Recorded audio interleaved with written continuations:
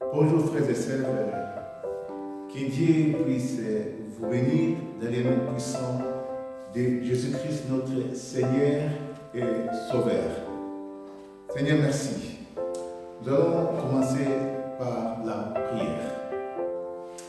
Seigneur, nous te bénissons pour ce moment où nous voulons écouter ta parole. Dieu, merci pour ce dimanche où tu as béni ton peuple. Éclaire-nous et parle-nous par le nom puissant de Jésus-Christ, notre Seigneur et Sauveur. Nous avons prié. Et je dis Amen, Amen, Amen. Frères et sœurs, nous sommes dans la joie de nous retrouver encore dans ce lieu, notre belle église, Elim Gramont. Nous sommes encore là. Seigneur, bénis cette église, bénis ce lieu que tu nous as donné pour écouter ta parole. Merci. Nous sommes toujours dans notre thème. Nous avons commencé dimanche passé.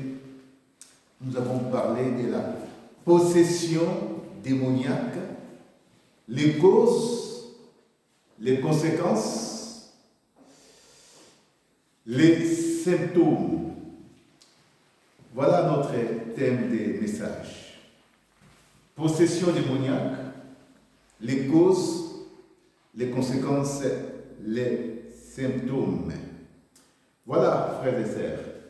Alors, pourquoi d'abord cette prédication sur les possessions démoniaques au pluriel? Toute prédication doit avoir un but, je vais dire. Voilà. Un démon ne se promène pas comme ça au hasard. Un démon cherche toujours une résidence. Un démon cherche toujours un logis, une habitation, là où il peut loger pour faire son travail. Donc, pour faire son travail ou pour se déplacer, un démon a besoin d'un corps.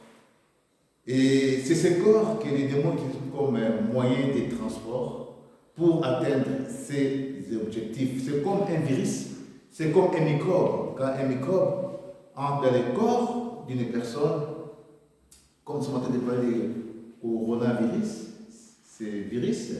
cet agent très négatif qui pénètre dans la cellule et qui se multiplie et qui va détruire. Donc, c'est ça le but d'un démon. Un démon ne se promène pas au hasard. Ne nous amusons pas avec les démons. Ces esprits méchants circulent, mais ils cherchent un logis, ils cherchent un corps, ils cherchent une résidence. Jean 10 dit ceci: le voleur ne vient que pour égorger, détruire et voler. Voilà, ça c'est un esprit, ça c'est un démon. Il cherche une habitation. Dès qu'il entre là-bas, il va détruire. C'est ça. Donc, un démon, quand il rentre dans un corps, chez un être vivant, le but c'est pour les détruire. Donc, il ne s'amuse pas. Il loge, il habite. Avant son départ, il te détruit et il part. Donc, voilà, c'est ça. La fois passée, nous avons parlé, en fait, des étapes d'une possession démoniaque. Nous parlons d'une possession démoniaque. C'est quoi une possession démoniaque? C'est l'état d'une personne qui est habitée par ces démons-là qui vont conduire la personne. C'est-à-dire un démon qui pénètre, qui habite, il est locataire où il habite, il va chercher à détruire la personne, mais aussi il a un pouvoir sur la personne. Et le but de ces démons, c'est de détruire complètement la personne. Alors, nous avons parlé des possessions démoniaques la fois passée. Nous avons parlé des étapes d'une possession démoniaque. Nous avons dit ceci d'abord: le diable propose, Jacques chapitre 1, verset 13 à 14. C'est la première démarche, il tente. Après, il y a harcèlement, il va harceler comme la femme de Potiphar qui avait harcelé Joseph. Il va harceler, c'est-à-dire répéter. C'est comme s'il tape, c'est il va pénétrer, mais chez Joseph, il n'a pas réussi. Et il passera toujours par un lien de péché. C'est-à-dire les péchés, chérie, que tu aimes beaucoup. Quand on te dit quelque chose, les gens remarquent, tu ne veux pas abandonner ce péché. Derrière un péché, il y a un esprit, il y a un démon. Alors c'est ça. Quand ce démon pénètre, il entre, il appelle d'autres démons, il habite dans un corps, donc nous parlons d'une possession démoniaque. Donc voilà un peu les étapes d'une possession démoniaque. Donc nous avons la proposition, il te propose une proposition alléchante, attirante, séduisante. Il vient et tu ne prends pas l'alcool, tu ne fais pas ceci, tu ne pars pas aux discothèques. Voilà, mon frère, ceci, cela. Il répète, et après il passe à la deuxième vitesse, il va harceler, comme la femme de Potiphar. Après, il passe par les liens. S'il y a un péché en toi qui tient beaucoup, ça s'appelle l'alcool, l'impudicité, la cupidité, les fétiches, toutes ces choses là-bas, c'est là qu'il va passer pour pénétrer, entrer dans ta vie. Alors, ça, en fait, ce sont les choses que nous devons repasser. Mais aujourd'hui, le thème de mon message, c'est les possessions démoniaques. Mais cette fois-ci, nous allons parler des causes, des conséquences et des symptômes. Quand nous disons des causes, nous voulons dire l'origine, d'où vient la chose. Et nous allons parler des conséquences. Après des symptômes, les symptômes veulent dire les signes qui montrent qu'une personne est vraiment possédée. Alors nous allons lire la parole de Dieu dans les livres de Samuel, 1 Samuel. Nous allons faire 5 lectures dans ces livres. C'est tellement intéressant de voir les possessions démoniaques dans la vie d'une personne. Et cette personne, si nous parlons de Samuel, vous avez déjà l'idée, c'est Saül. Donc voilà, je vais lire la parole de Dieu, mais avant tout, laisse-moi parler un peu de ces livres de Samuel. Les livres de Samuel comptent 55 chapitres au moins. Ce qui est important dans ces livres, c'est Samuel qui a écrit ça 1200 avant Jésus-Christ. Ce que nous devons retenir sur ces livres de Samuel, c'est le pont entre les livres des juges et les livres des rois. Alors ces livres nous parlent de 3 personnages. D'abord de Samuel le prophète, fils d'Elkana. Et après, ces livres nous parlent de Saül. Et après, ces livres nous parlent de David. David, c'est l'image de l'homme selon le cœur de Dieu. Et Saül, c'est l'image en fait de la chair, de l'émotion. De l'émotion. Et Samuel, c'est l'homme de Dieu. L'homme, c'est cet homme que Dieu avait appelé depuis son jeune âge. Voilà. Alors, je vais passer à la lecture rapidement des textes bibliques.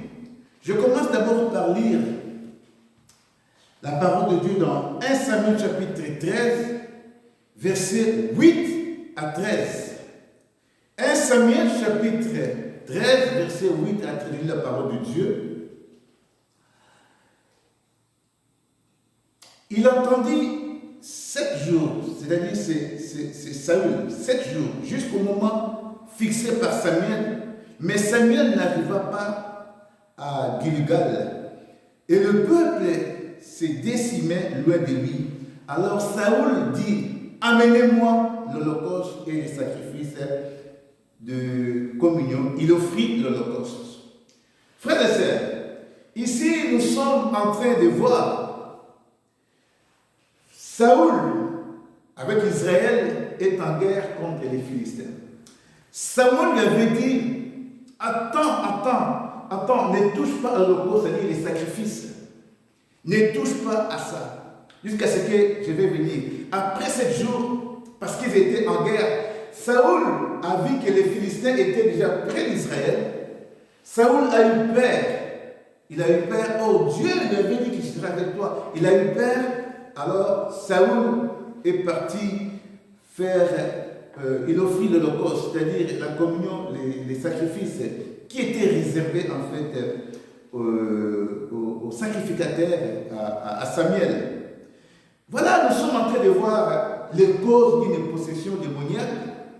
Ici, nous sommes dans la première cause ou la première cause d'une possession démoniaque.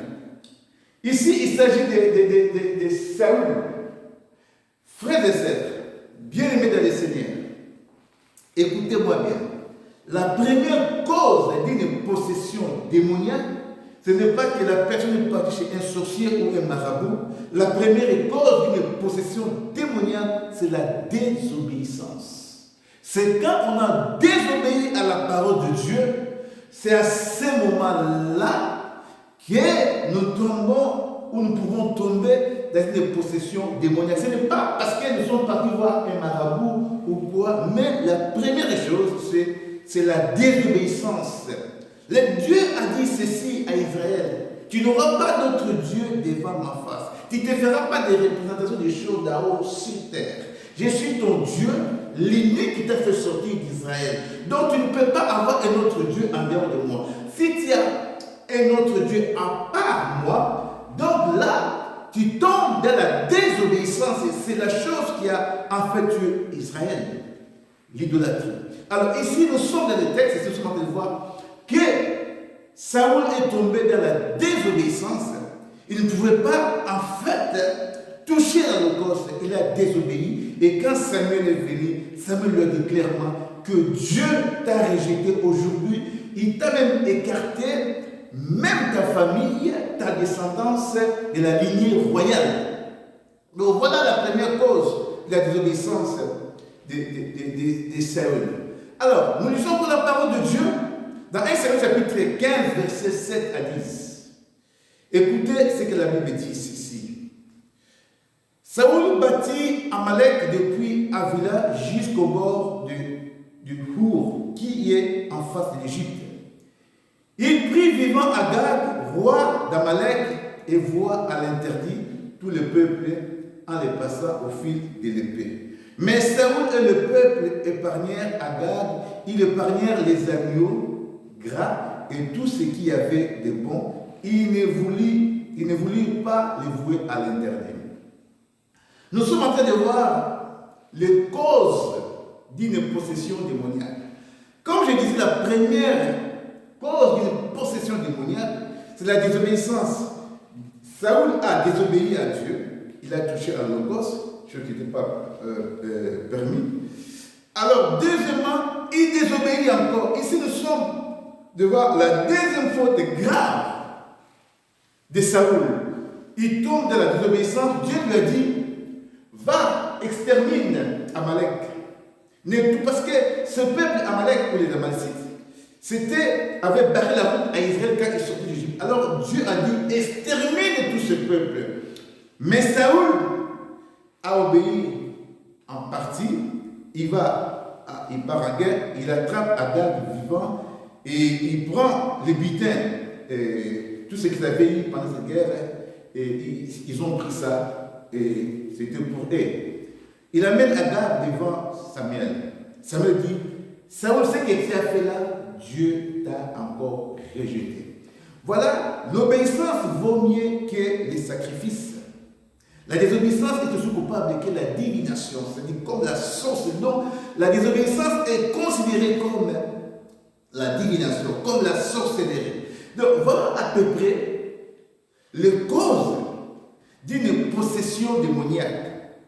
Ça, c'est très important que nous puissions comprendre que les causes d'une possession démoniaque, ce qui a poussé en fait Saül à tomber dans la désobéissance, c'était l'impatience.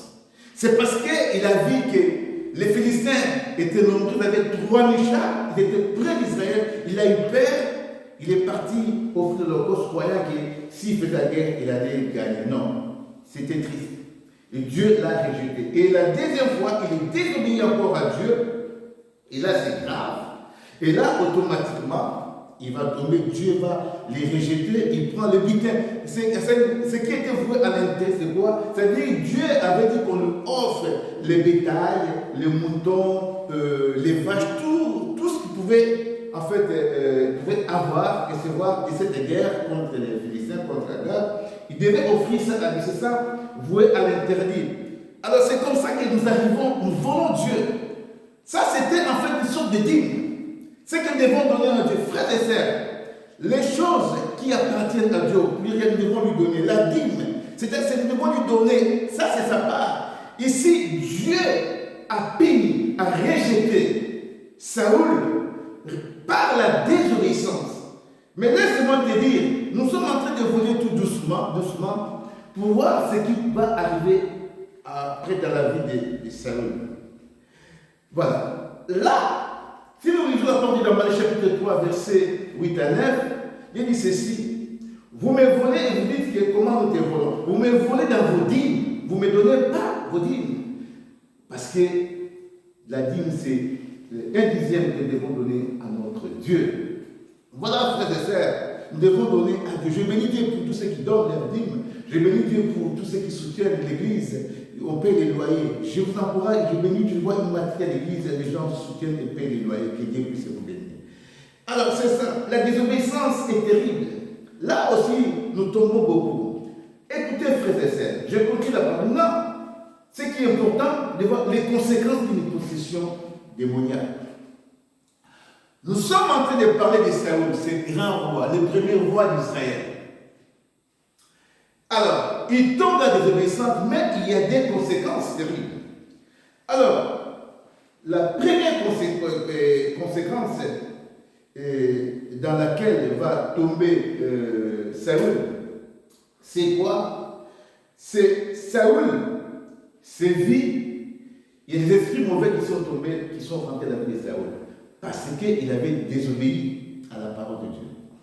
Là, il désobéit, et maintenant les conséquences viennent. 1 Samuel, le chapitre 16, verset 4, nous dit ceci, que Dieu envoya des esprits mauvais sur Saül. Pourquoi Dieu a envoyé des esprits mauvais sur Saül? C'est parce que Saül avait désobéi. Donc les deux désobéissances commises par Saül auront des conséquences néfastes dans sa vie. Alors, premièrement, nous sommes en train de voir que les esprits mauvais sont sur Saül. Dieu envoie, Dieu a permis que les esprits mauvais tombent sur lui. 1 Samuel 16, verset 4. Ça, ce n'est pas encore grave. Deuxième conséquence de la vie de Saül, c'est quoi? Saül va lui consulter une médium. Pourquoi Saül va voir une médium? C'est tout simplement parce qu'il a désobéi. Là encore, il est en guerre contre les Philistins. Et il a peur, il se pose des questions. Samuel n'est pas là, Samuel est déjà mort. Il est parti consulter encore une médium. Il demande à son entourage, cherchez-moi une médium ici. Alors, des gens sont partis chercher une médium. 1 Samuel chapitre 28, verset 7 à 9, dit ceci. Saül consulte une médium pour contacter Samuel. Ses serviteurs lui disent, il reste encore à Endor une médium, une nécromancienne, une sorcière qui parle avec les morts. Voilà, Saül est parti consulter cette médium, cette sorcière, pour qu'il puisse consulter Samuel, afin que Samuel lui dise s'il va gagner la guerre contre les Philistins. Frères et sœurs, et derrière, une médium ne peut pas consulter un prophète. Un prophète est un homme de Dieu qui repose dans son sommeil. Et d'abord, quand cette dame a consulté, ça me dit, pourquoi tu me déranges? Bon, donc, le problème c'est quoi? C'est quand Saül va consulter, en fait, cette sorcière, Saül est possédé. C'est ça, donc les causes d'une possession démoniaque, c'est premièrement la désobéissance à la parole de Dieu. Et les conséquences viennent après. Parce que c'est tout doucement. Une possession démoniaque n'est pas quelque chose qui vient rapidement comme ça. C'est quelque chose qui vient tout doucement, doucement, doucement dans la vie d'une personne. Et voilà, c'est comme ça que Saül a des mauvais esprits sur lui. Parce qu'il a désobéi, frère. Quand il désobéit à la parole de Dieu, tu tombes dans la possession démoniaque. Et c'est comme ça que beaucoup de gens ont désobéi à la parole de Dieu, sont retrouvés dans la magie, dans la sorcellerie, ils ont ouvert les portes. Oui, un chrétien peut être possédé s'il ouvre la porte.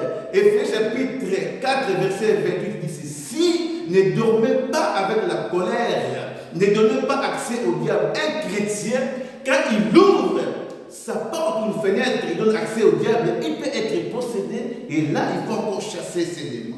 Donc voilà, frères et sœurs, un chrétien aussi peut être possédé. Il y a beaucoup de chrétiens qui sont possédés.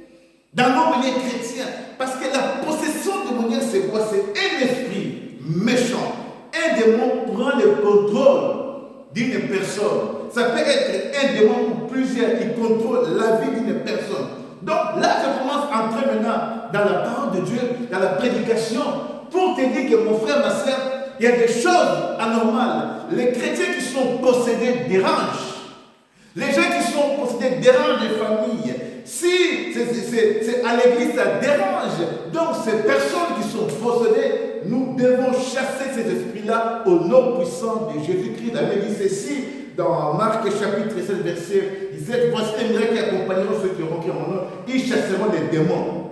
Donc quelqu'un qui est possédé, c'est terrible.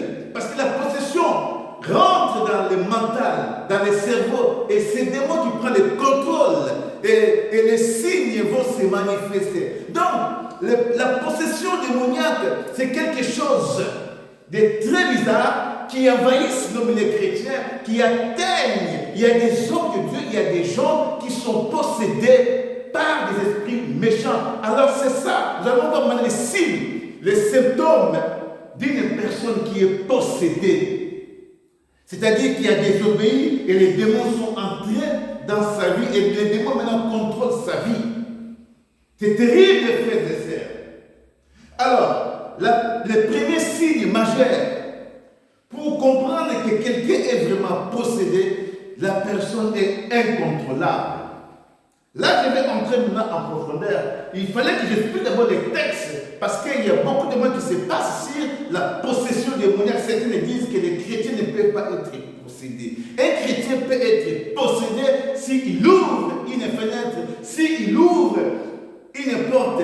Là, les démons entrent. Si un chrétien va consulter les marabouts, les sorciers comme Saoul, laisse-moi te dire, si tu as déjà consulté les démons, les charlatans, les médiums, toutes ces choses-là, les féticheurs. Donc, tu as ouvert une porte dans ta vie et les démons sont entrés et tu es possédé. Même si tu es en bonne santé, même si tu t'habilles bien, même si tu es belle ou tu es beau, même si tu es intelligent, tu as le gros diplôme, tu es déjà possédé parce que tu es parti consulter un marabout, un féticheur, et tu as laissé ta peau, tu as laissé ton oral là-bas, et lui, après toi, il va rentrer dans le monde satanique démoniaque, il va leur montrer des choses que tu lui as données, si c'est l'argent, si c'est tes habits, ça reste là-bas, donc tu es possédé, et les démons pénètrent en toi, les démons commencent à diriger ta vie, donc tu es possédé, et quelqu'un qui est possédé, même la figure change. Quelqu'un qui est possédé est aveugle. Quelqu'un qui est possédé peut être mieux. Quelqu'un qui est possédé ne va pas loin. Quelqu'un qui est possédé est incontrôlable. Il y a plusieurs sortes de possessions démoniaques. Laisse-moi te dire, si quelqu'un est possédé par un esprit d'impudicité, la personne est incontrôlable. C'est comme un chien, c'est comme un animal. Vous savez ce que font les chiens? Oh Seigneur, merci, parce que tu nous révèles des choses. Si quelqu'un est possédé, il est incontrôlable. C'est quelqu'un qui est dans la confusion. C'est quelqu'un qui n'a pas honte. C'est quelqu'un qui peut se déshabiller. C'est quelqu'un qui peut faire des bêtises. C'est quelqu'un qui est perdu. C'est quelqu'un, quand vous le regardez, vous voyez sa vie qui tourne. Seigneur, merci, parce que tu as été de nous parler. Quelqu'un qui est possédé, quand vous le regardez dans les yeux, vous voyez même des comportements. Quelqu'un qui est possédé par un esprit de cupidité, c'est toujours l'argent. L'argent, l'argent. La première chose que la personne cherche, c'est l'argent. Oh, c'est toujours l'argent. Peu importe les moyens. Quelqu'un qui est possédé par un esprit de publicité, c'est-à-dire qu'il y a un péché, il y a un démon à lui. Et ces démons, c'est ces démons qui dirigent sa vie. Si c'est la cupidité, c'est l'esprit d'argent qui va l'amener à la prostitution. C'est la prostitution, frères et sœurs. Et c'est comme ça que vous voyez beaucoup de gens, même des hommes ou des femmes, ils sont dans ces choses de la prostitution. C'est-à-dire, c'est prendre son corps et en faire un commerce. Oh, Or, tu ne peux pas jouer avec ton corps est sacré. Tu ne peux pas t'enrichir avec ton corps, tu vas détruire ton corps par les péchés. C'est-à-dire qu'il y a un démon qui pénètre, et si c'est une légion, plusieurs démons qui sont dans une personne, ils vont détruire la personne. C'est ça qu'on appelle la possession démoniaque. Une personne est possédée et incontrôlable. Incontrôlable. Et c'est-à-dire insaisissable. C'est les choses qu'il est en train de faire, c'est terrible. Si on dit non, fais pas ça, il fait encore le double. Toute chose qu'il fait, il fait à l'excès. Si c'est l'impudicité, c'est à l'excès. C'est changer de copine, c'est changer de femme. Il est marié, mais il est dans l'adultère. Si c'est la cupidité, c'est l'argent, il peut tomber dans la magie, dans la sorcellerie pour avoir l'argent. C'est ça, la possession démoniaque. Une possession démoniaque peut se caractériser par un esprit de colère, manque de pardon. Écoutez, frères et sœurs, quelqu'un qui n'a pas l'amour, quelqu'un qui ne pardonne pas comme un sorcier est possédé. Il y a un manque d'amour. Quelqu'un un mec qui est un bandit, n'a pas pitié. C'est-à-dire en lui, il y a un démon qui tue, un démon qui veut voir, qui veut commettre à chaque moment un esprit de vol ou un voleur. Voilà, ce sont ces choses-là. Alors, il y a certaines personnes qui sont possédées par l'esprit d'alcool. Et nous savons quand l'alcool pénètre dans la vie d'une personne, c'est pour détruire la personne. Il n'y a pas de petits démons, il n'y a pas de grands démons.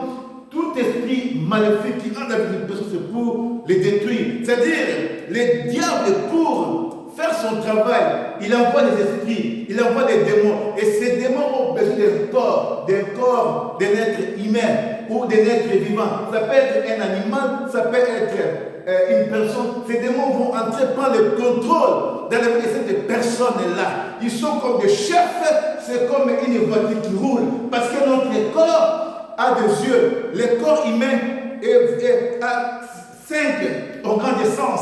Un esprit n'a pas de yeux. Un esprit est immatériel. Un esprit n'a pas de forme. Un esprit ne mange pas. Un esprit, pour faire son travail, a besoin d'un corps. Quand il peut être dans un corps, c'est pour s'approcher, pour faire son travail, pour atteindre son cible. Donc les esprits, les démons ont besoin des corps, ce n'est pas un vain qui circule. Alors, quand ils pénètrent dans le corps d'une personne pour détruire, les esprits existent, ces démons là-bas, ils sont partout, ils circulent, ils écoutent que là-bas il y a de la musique. Toi qui es chrétien, tu vas fréquenter des milieux païens.